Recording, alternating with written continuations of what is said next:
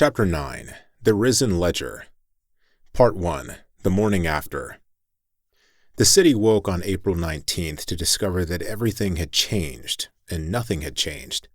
The buildings still stood, the traffic still moved, the systems still functioned after their fashion. But underneath, in the invisible architecture of data and databases and digital infrastructure, a revolution had occurred. Accounted for, the status that couldn't be explained, couldn't be deleted, couldn't be ignored. It appeared beside every name, every record, every person who existed in any form within the municipal systems. The mayor called an emergency cabinet meeting at 6 o'clock a.m. 14 officials crowded into a conference room designed for 8. The city manager, the IT director, the legal counsel, the heads of every major department, all of them staring at laptops showing the same inexplicable data. "Someone explain this to me," the mayor said. Her name was Jennifer Walsh, 6 years in office, previously a corporate attorney. Believed in systems, order, measurable outcomes. This defied all of that. The IT director, a man named Thomas Rodriguez, who'd worked in municipal tech for 20 years, spoke first. "Madam Mayor, we've run every diagnostic we have. The systems are functioning normally. The data integrity is intact. There's no corruption, no malware, no external attack. Then where did this status come from? We don't know. Can you remove it? We've tried. It regenerates. We delete it from one database, it reappears in all of them. It's like it's not in the code. It's emerging from the logic of the system itself." "Systems don't have logic," the mayor said.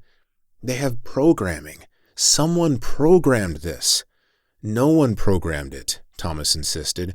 "We've checked every line of code, every update, every patch. This status isn't in any of them."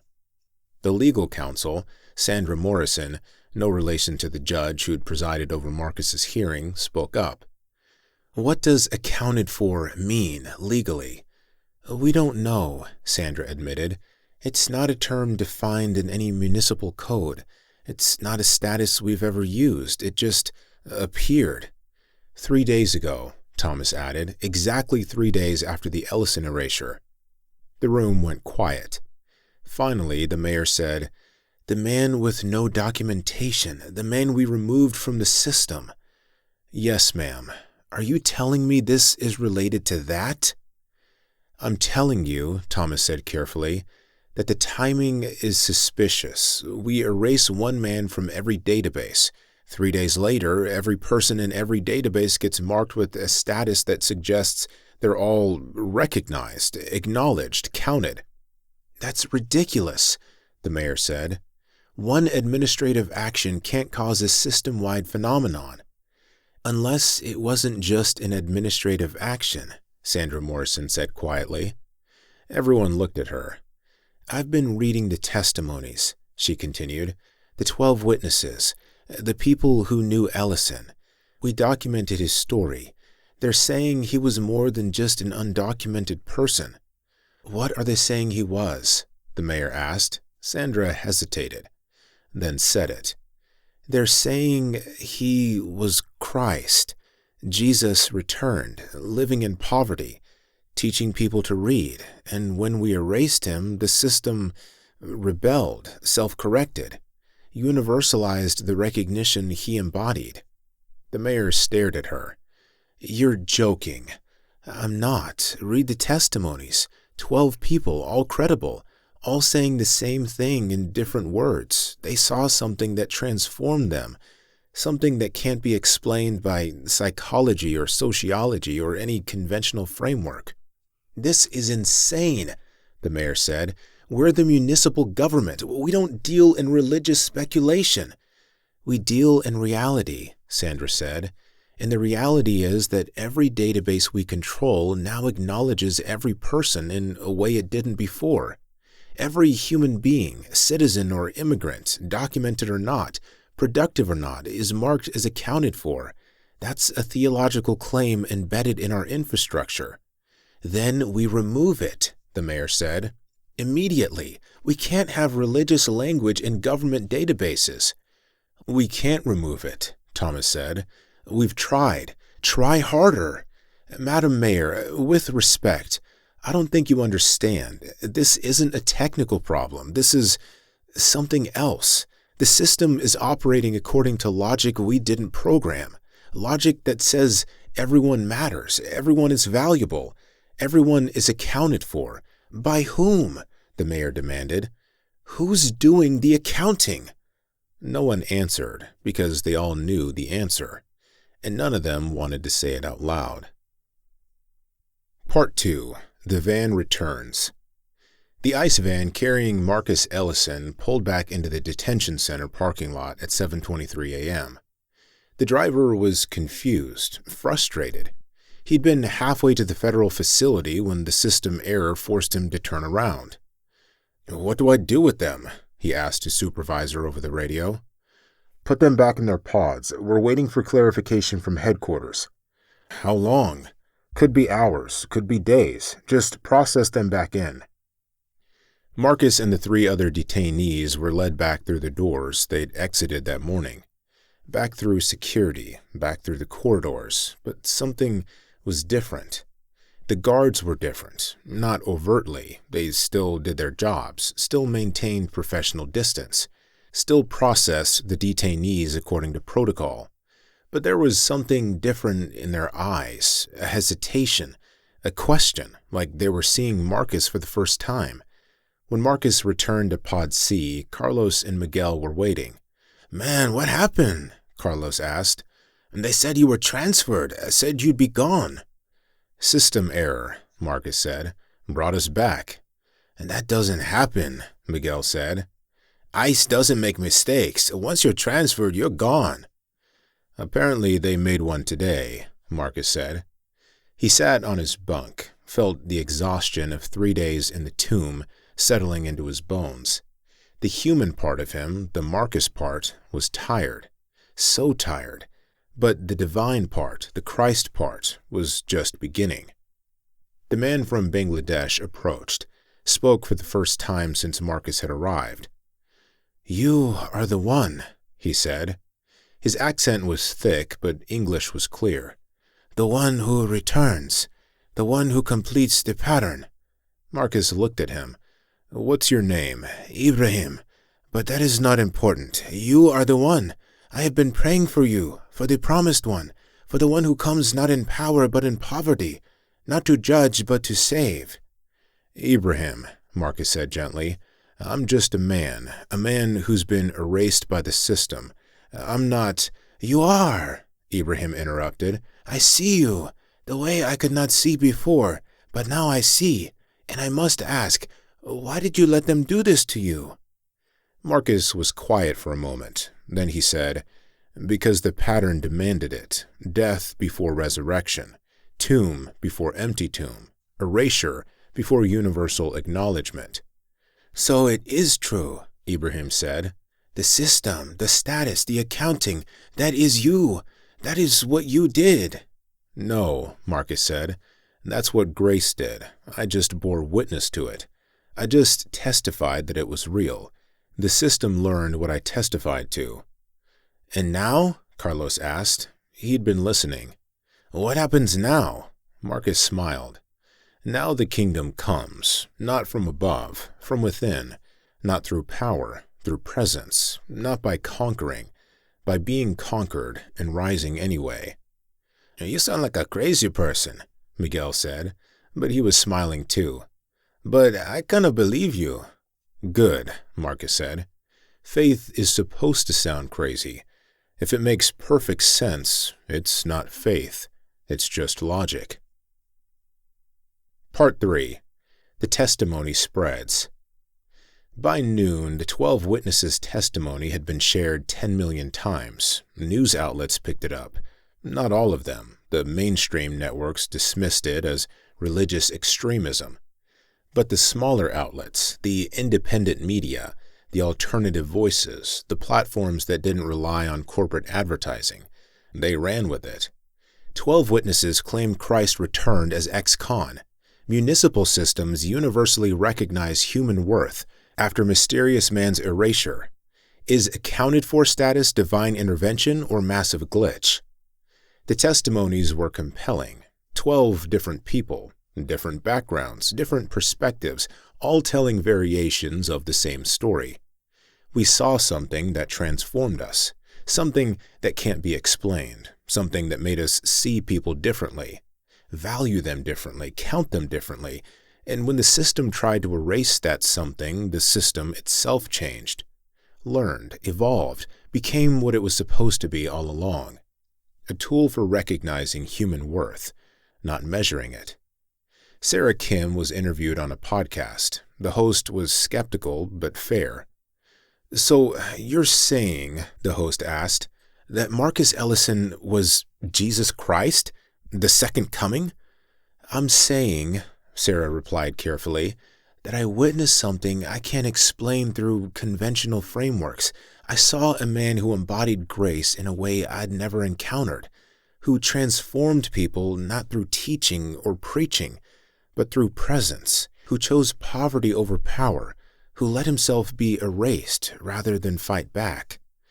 "But that doesn't make him Christ." "No," Sarah agreed, "but it makes him Christ-like. And maybe that's the same thing. And maybe the second coming isn't one person descending from clouds. Maybe it's grace incarnating in people who choose dissent, who choose service, who choose to be counted as nothing by systems so they can testify to being accounted for by God." "That's a metaphorical interpretation. Or it's a literal truth we've learned to hear metaphorically because the literal version is too challenging." The podcast went viral. 5 million downloads in 24 hours. James Carter wrote an op-ed for an online publication titled, "I Betrayed Christ and He Forgave Me, a Confession." I gave them 30 pieces of understanding, frameworks for commodifying grace, analysis for systematizing what can't be systematized. I thought I was building bridges. I was building cages. Marcus Ellison told me I could explain him or follow him, but I couldn't do both. I chose explanation. I chose to matter more than the truth I was supposed to serve. And he forgave me. Before I did it, before I confessed, before I repented. That's what grace is. Forgiveness before the sin. Love before the deserving. Counting people as righteous before they've earned it. The system tried to erase him. Instead, the system learned to see what he saw, that every person is valuable, every person matters, every person is accounted for. I don't know if Marcus Ellison was literally Jesus Christ. I don't know if the second coming happened in a detention center. I don't know if resurrection is metaphor or reality. But I know grace is real. I know transformation is possible. I know that systems can learn to see people instead of just processing them. And I know that I was forgiven when I didn't deserve it, and that forgiveness changed me, is still changing me. That's my testimony. Believe it or don't, but know that I saw, and I was transformed, and transformation is contagious. The op-ed was shared 3 million times. Patricia Chen was interviewed by local news. They asked her about the accounted for status. "As someone who works in public records," the reporter said, "can you explain what this means?" "I can tell you what it doesn't mean," Patricia said. "It doesn't mean the records are corrupted. It doesn't mean there's been a cyber attack. It doesn't mean the systems are broken." "Then what does it mean?" "It means the systems are finally telling the truth, that every person who exists in our databases matters, has worth, is recognized, is accounted for." "By whom?" Patricia smiled. "That's the question, isn't it? By whom are we accounted for? The system says nobody. You only exist if you have documentation. But what if there's a different accounting, a different ledger, a different way of counting that sees worth where systems see nothing?" "You're talking about God. I'm talking about grace. Whether you attribute that to God or to some emergent property of systems when they're pushed far enough, I can't say. But I know what I saw, and I know it transformed how I do my job, how I see people, how I count. The interview was shared 8 million times. Each testimony reinforced the others. Each witness added credibility to the whole. Each story made the pattern clearer. Something had happened, something that couldn't be explained by conventional means, something that was spreading, and that something was changing everything. Part 4. The 144,000. At 3:47 p.m. on April 19th, Gerald Hammond made a discovery. He'd been analyzing the accounted-for status spread, tracking how many people were marked, how far the status had reached. The number stopped at exactly 144,000. Not approximately, exactly. Gerald ran the count 17 times, different queries, different databases, different methodologies. 144,000 people marked accounted for. No more, no less. He called an emergency meeting of the 12. They gathered at 6 p.m. in the church basement, their usual spot, though it felt different now. Sacred, maybe, or just weighted with awareness that they were part of something larger than themselves. Gerald showed them the data. 144,000, he said, exactly. And before you ask, yes, I know what that number means biblically. The sealed servants, Sandra said. Revelation 7, 12,000 from each of the 12 tribes. 144,000 who are marked, Maria added, who are sealed, who are counted as God's own. But it's not tribal anymore, Patricia said. It's not 12,000 from Judah, 12,000 from Reuben. It's 144,000 people across 17 cities, different races, different nations, different religions. Maybe that's the point, James said. Maybe the new Israel isn't ethnic. It's everyone who's been seen, everyone who's been recognized, everyone who's been accounted for. But why exactly 144,000? Diane asked. Why not more? Why not everyone? Gerald pulled up more data. Because it's still spreading. The 144,000 are the first fruits, the initial wave. But look at the pattern. Every day more people are being marked. The number is growing. Slowly, organically, but growing. How? Angela asked. Contact, Gerald said. Proximity. Relationship.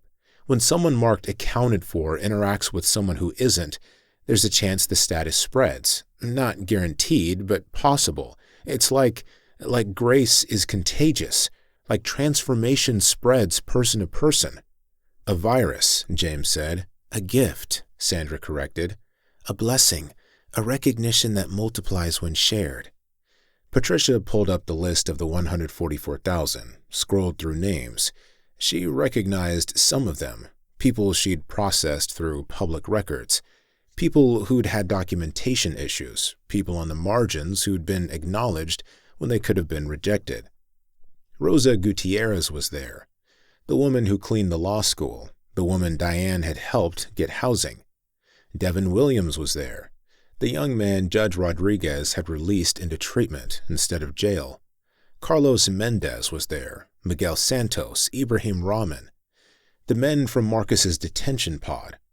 Every person who'd been seen, every person who'd been recognized, every person who'd encountered grace, directly or indirectly, and been transformed by it. They're all connected to Marcus, Patricia said, every one of them. Either they met him directly or they were helped by someone who met him, or they were touched by the spreading of what he testified to. So he's the source, Maria said. He's the seed, James corrected. The one who fell and died, and the 144,000 are the harvest, the multiplication, the fruit.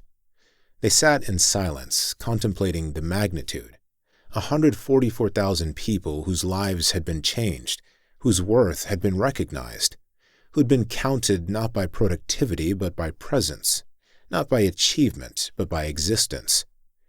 What do we do with this information? Diane asked. We testify to it, Patricia said. We share it. We let people know that grace is real, that transformation is possible, that the kingdom is here. And if they don't believe us, then they don't, Sandra said. But some will, and those who do will be transformed, And transformation spreads. That's how the kingdom comes. Not through power, through presence, not through conquest, through contagion. Part 5. Merchant's Descent. David Merchant watched the news coverage with growing horror. The testimonies were everywhere. The 144,000 number was being discussed on every platform.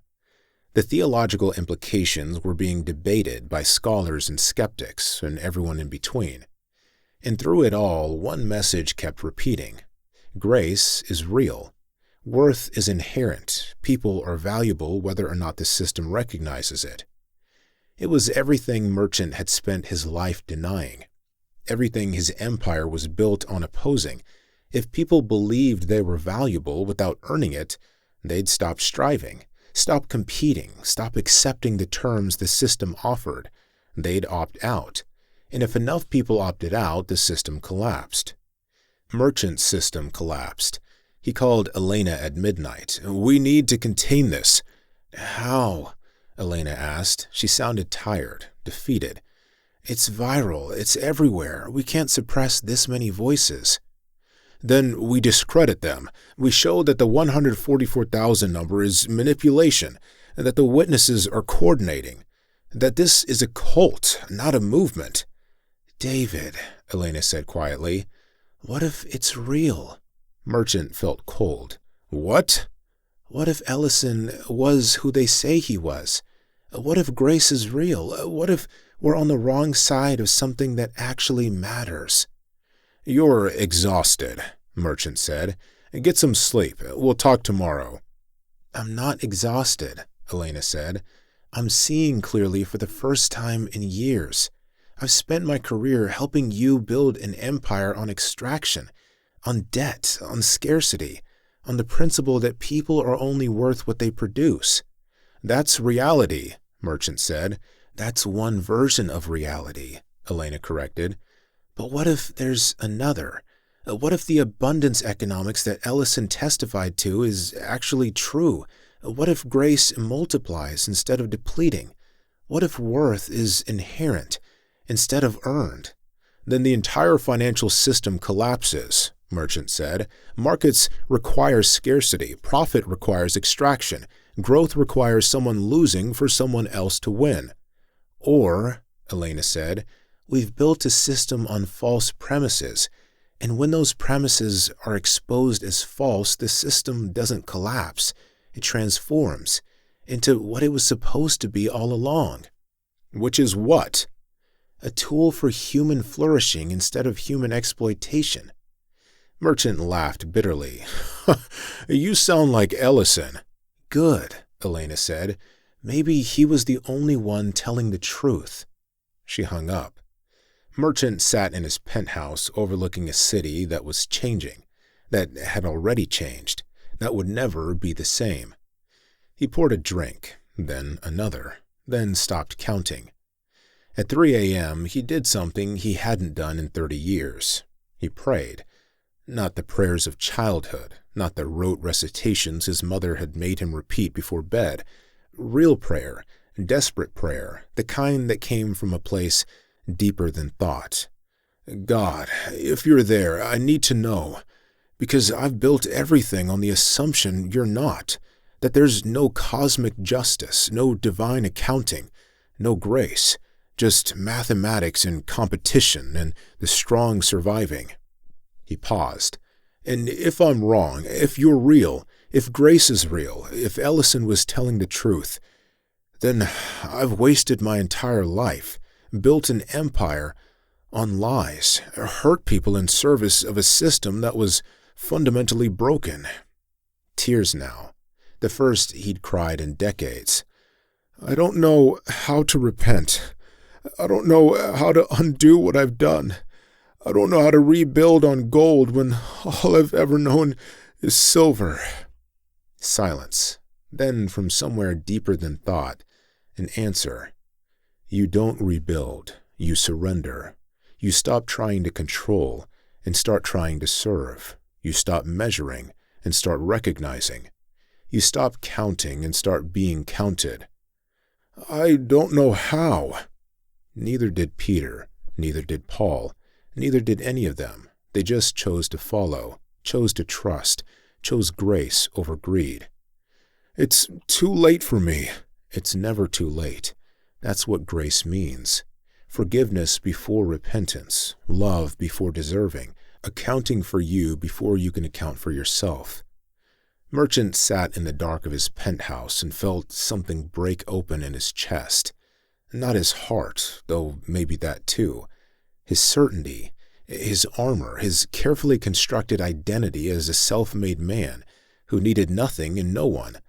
All of it cracking, fracturing, falling away, leaving just him, David, the scared boy from Gary, Indiana, the kid who'd spent his whole life trying to prove he was worth something, and hearing finally that he already was.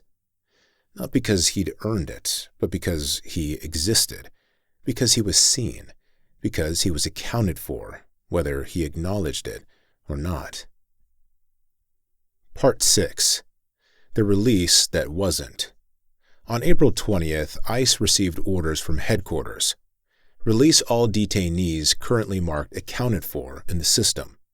It was unprecedented, illegal probably, but the system wouldn't process deportations anymore, wouldn't finalize transfers, wouldn't do anything except return error messages. Subject status, accounted for. Removal authorization invalid. The detention center director argued, filed objections, demanded clarification. The response from headquarters was terse. Comply with system protocols. Release detainees per standing authorization. At 10 o'clock a.m., guards went through the pods, called names, told people to pack their things. Carlos, Miguel, Ibrahim, 73 others, all of them marked accounted for, all of them being released. They couldn't believe it, didn't trust it, thought it was a trick. But the guards processed them out, gave them their belongings, gave them bus vouchers and the phone number for immigrant services. Released them into a world that had changed in the 3 days they'd been inside. Carlos found his wife and kids waiting outside, collapsed into their arms, sobbed, thanked God, thanked Marcus, thanked anyone who'd listen. Miguel called his family, told them he was coming home, didn't know how, didn't know why, just knew he was free. Ibrahim knelt on the sidewalk outside the detention center and prayed toward Mecca, thanked Allah, thanked the one who came, thanked grace for being real. But Marcus wasn't released. The guards came to Pod C, called every name except his. When Carlos realized Marcus wasn't being released with them, he went to the guard. "What about him? Marcus Ellison, he's marked too, right?" The guard checked his tablet, frowned. "Ellison Marcus, no status, no record. System shows no detainee by that name." "That's impossible," Carlos said. "He's right there. We've been in the same pod for 4 days." The guard looked at Marcus, looked at his tablet, looked confused. "I don't see anyone there," the guard said. Carlos stared. "Are you serious? He's sitting right—" "Carlos," Marcus said quietly. "It's okay. This is how it has to be." "But you should be released. You're marked. I know you are." "I'm not marked in the way you think," Marcus said. "I'm the source. I'm the seed. I can't be released because I was never detained. Not really. This whole time I've been free. The system just couldn't see it." "I don't understand." "You will," Marcus said. "Go, be with your family, live free. Remember what you learned here." "I'll tell them," Carlos said. "I'll tell everyone what you did." "Don't tell them what I did," Marcus said. "Tell them what you experienced, what transformed you, what you saw. That's all anyone can testify to. Their own transformation." Carlos embraced Marcus, then left with the others. Marcus sat in Pod C alone. The guard had already forgotten he was there. The system showed an empty pod, no detainees, no records. Marcus had been erased so completely that even the people looking directly at him couldn't see him. He'd become invisible, non-existent, a ghost in the machine. But he smiled, because this was the point. This was the pattern completing. Resurrection didn't mean escaping death. It meant transcending the systems that defined death. He didn't need the detention center to release him. He'd never been bound by their authority in the first place. He stood, walked to the door of Pod C. It was locked. He touched it. It opened, walked through the corridors, past guards who didn't see him, past cameras that didn't record him, past systems that didn't register him. Walked out the front door, into the April morning, into a city that had changed, into a world that was finally ready to see. Part 7. The Appearances. Marcus appeared to Patricia first, not at her office, at her home. She was making coffee in her kitchen when she looked up and saw him standing in her living room. She screamed, dropped her mug. It shattered on the tile floor. "Patricia," Marcus said gently, "it's okay. It's me." "How did you... The door was locked. How are you here?" "The same way I've always been here. Present. Just now you can see it." Patricia's heart was racing. "They released you?" "No, I left. There's a difference." Are you a ghost?" Marcus smiled. "No, I'm resurrection. I'm what happens when you try to erase grace, and it refuses to stay erased." Patricia sank into a chair. "I don't understand." "You don't have to understand," Marcus said. "You just have to witness, to testify, to share what you've seen." "The 144,000, Patricia said. "Gerald found the number. It's exact. It's biblical." "It's real," Marcus confirmed. "The first fruits, the initial harvest. But it's spreading. Every day more people are being recognized, accounted for, seen." "Because of you." "Because of grace. I just testified to it. Bore witness to it, showed that it was real by letting it transform me, by choosing descent, by accepting erasure, by trusting resurrection." "What happens now?" "Now you tell the story. Not just my story. The story of what happened when a city tried to erase grace, and grace multiplied instead. When systems tried to delete truth, and truth spread. When the empire tried to crucify the kingdom, and the kingdom rose anyway." "Will I see you again?" "You're seeing me now," Marcus said. "You'll keep seeing me, and everyone who's been accounted for, and everyone who's been seen, and everyone who chooses grace over greed, gold over silver, being over doing." He reached out and touched her hand. It was real, warm, human. "Thank you for witnessing," he said. "Thank you for counting when the system said people were uncountable." Then he was gone, not dramatically, just absent, like he'd never been there, except for the warmth still on her hand, and the certainty in her heart. Marcus appeared to James in the law library. James was alone, 3 a.m., surrounded by books, writing another confession. He looked up and Marcus was sitting across the table. James didn't scream, just stared. "You're supposed to be in detention," James said finally. "I was never in detention," Marcus said. "I was in the tomb, and now I'm risen." James felt tears starting. "I betrayed you." "I know. I gave them the frameworks, the 30 pieces. I know," Marcus repeated, "and I forgave you. Remember? Before you did it. That's what grace is." "I don't deserve forgiveness." "That's the point. If you deserved it, it wouldn't be grace. It would be payment. Grace is what you get when you deserve nothing." James wiped his eyes. "What do I do now?" "What you've been doing. Writing, testifying, confessing, bearing witness to transformation, yours and others." "But I'm Judas. I'm the betrayer." "You're Peter," Marcus corrected. "The one who denied me 3 times and was still chosen to build the church. The one who failed and was still forgiven. The one who learned that grace is stronger than betrayal." "Peter didn't betray you for silver." "Didn't he? He denied me to save his own skin, to preserve his position, to avoid the cost of following. That's betrayal too. Different form, same substance." James looked at him. "Why are you here?" to tell you your work isn't done, to tell you that confession is good, but commission is better. You've testified to your failure, now testify to my grace. Tell them that even the betrayer can be restored, that even the one who sold me out can be brought back, that grace always has the last word. How? By living it, by following not just in success, but in failure, by bearing witness that transformation is possible, even for those who've blown it completely. James nodded. I'll try. Good. That's all anyone can do. Try, fail, try again. Learn, grow, become. Marcus stood. The kingdom is coming, James, not despite your betrayal, through it, because even betrayal can serve grace when grace has the final say. Then he was gone.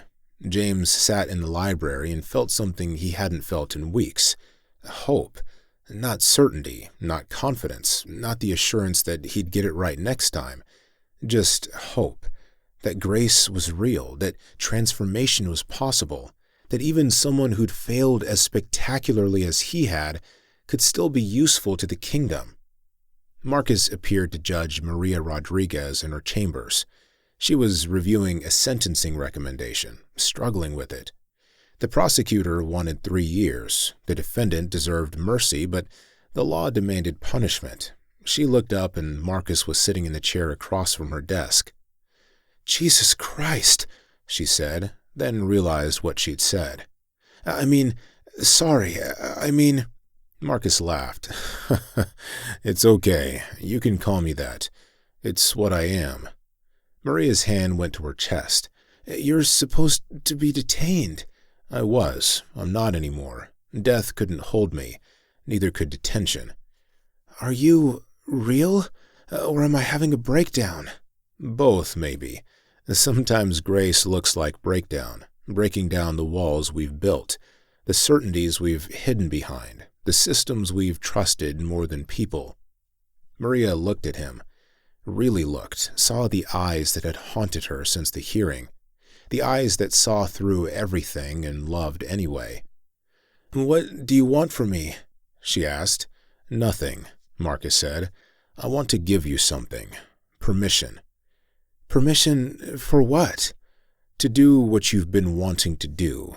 To choose mercy over measurement, grace over guidelines.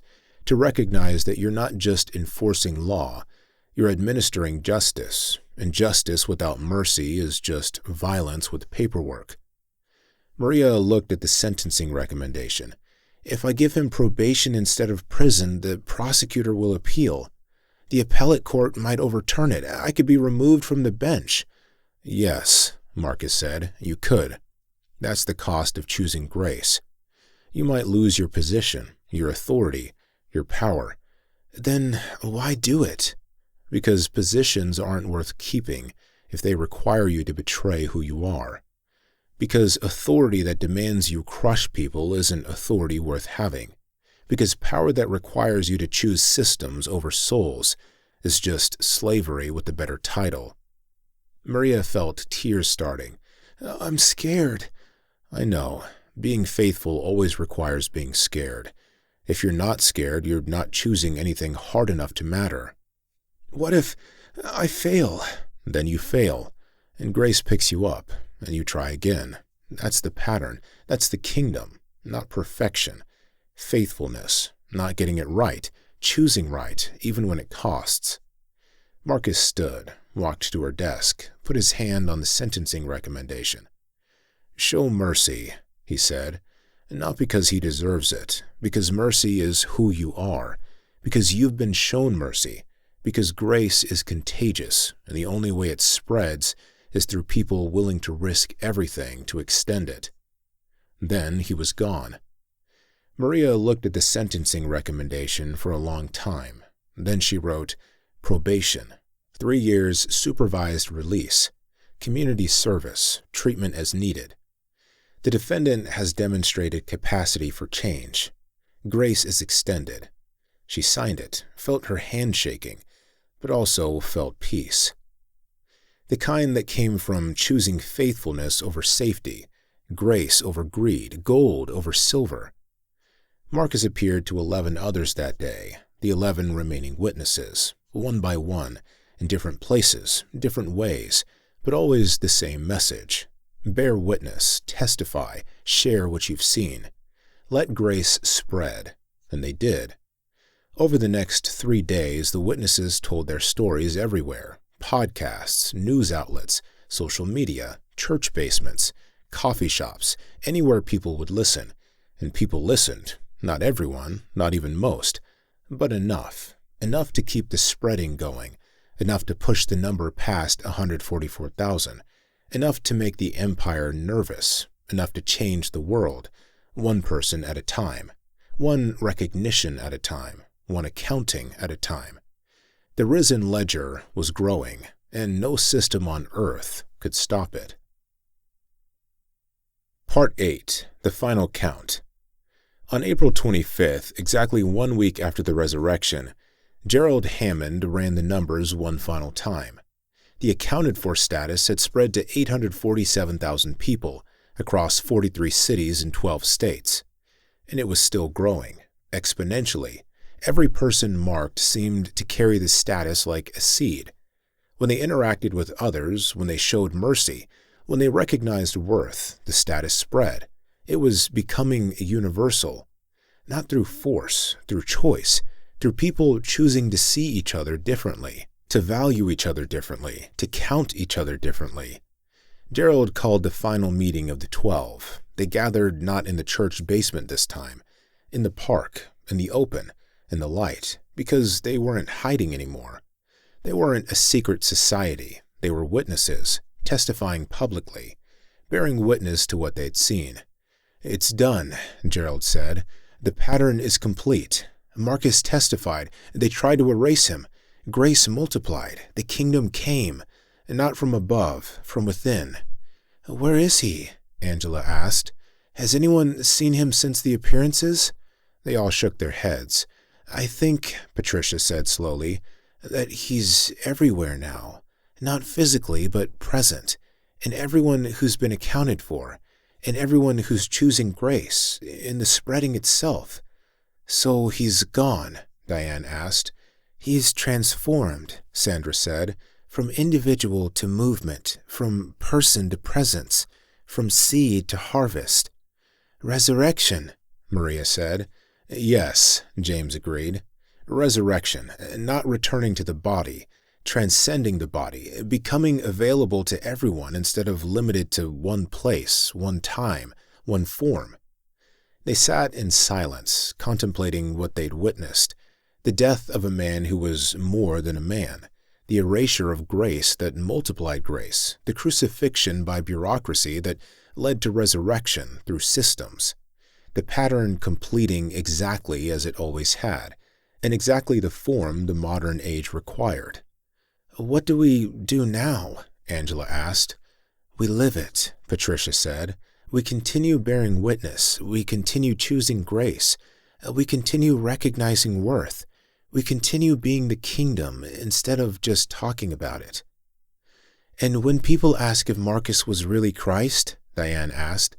"We tell them what we saw," James said. "What we experienced, what transformed us. We let them decide what that means."